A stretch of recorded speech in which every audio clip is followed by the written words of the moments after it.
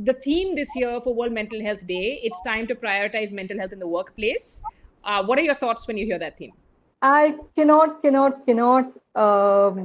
stress this enough that this is a really, really important issue, and I'm so happy it has been taken up. And I just hope that people start, uh, take their cue from this theme for this year, and instead of just the performative soft skills, wellness programs, etc., people actually start paying attention, especially in the workplace, to mental health. And I would, just like to emphasize again that when I say workplace at the mental health, it is not just the responsibility of the individual people, the employees who are working at at any workplace. It is mostly the responsibility of the employers to provide enough support to the employees, and just doing a little bit of this little bit of meditation, yoga, exercise, having these talks, that's not enough. In fact, I just was telling someone the other day that I am often asked by a lot of corporate entities to come and deliver a talk for their employees. Now, the thing is that how many people are really interested? It's seen as an additional task, rather it puts stress on the employees who already overworked. This is not taken out of their regular work hours, right? This is put on a day or at a time when they just want to keep everyone busy. So that's just not the way to go about talking, taking mental health seriously in the workplace. There's a lot more has to be done. Hmm. And Arpita, to ask you that, actually, I've also seen this, and I've seen a little bit of grumbling about this. This idea that you can provide a yoga day or a mental health wellness day, and forget about the fact that your employees are perhaps overworked, underpaid, and stressed out constantly as a result. Is that something you'd also agree with across sectors? Yes, I would definitely agree. Although there's a slightly different perspective in that I think sometimes these kind of conversations just allow people to be able to tune into other strategies and techniques that they can pick up on.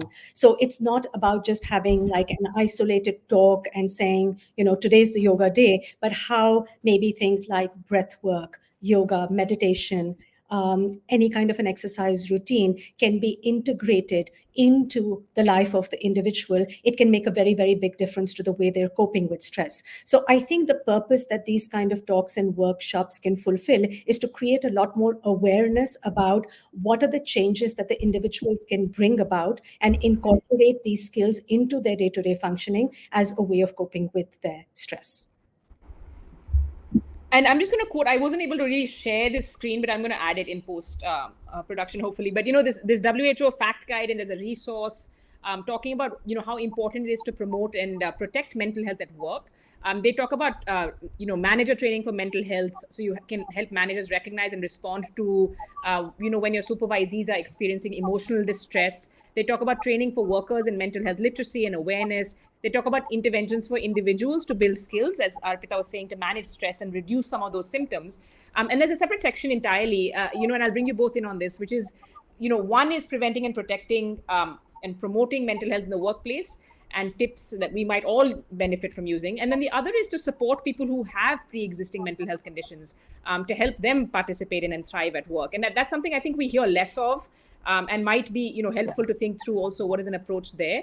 Subrata, you have lived experience. You've been a mental health advocate. You've talked about dealing with depression, and you're also someone that a lot of people, as a result, come to at the workplace and outside. Yeah. Can you tell us through a few of your suggestions here? I'd like to add something here to what Advita was saying. And yes, of course, this is very important.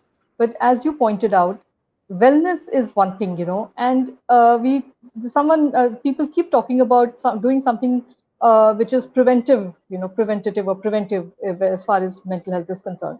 Now, it's very important to understand here that mental health itself has three determinants, the bio factors, the social factors, and the psycho factors, which are the individual's own thinking.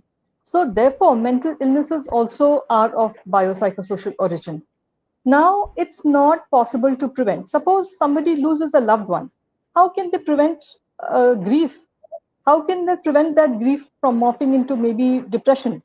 So it's okay to talk about the soft things, but it's really, really important to focus where it really matters, because people with mental health conditions don't speak up. They don't speak up at all in the workplace because they really have there's a fear of losing their livelihood is really, really big, because there's so much of stigma. In fact, in the last week itself, I've had two colleagues approach me, asking me what to do, because they have been asked, they have mentioned their mental illness at work, and they've been asked that if you are not well, if you have mental illness, how can we expect you to work at all? And somebody was asked that why did you not mention this upfront when you were applying for the job? So, do you think this kind of attitude is ever going to clear the way for people to come up and speak about their mental health and seek help for it? No, this stigma is exactly the reason why people hide. Mental illness hides in the darkness. And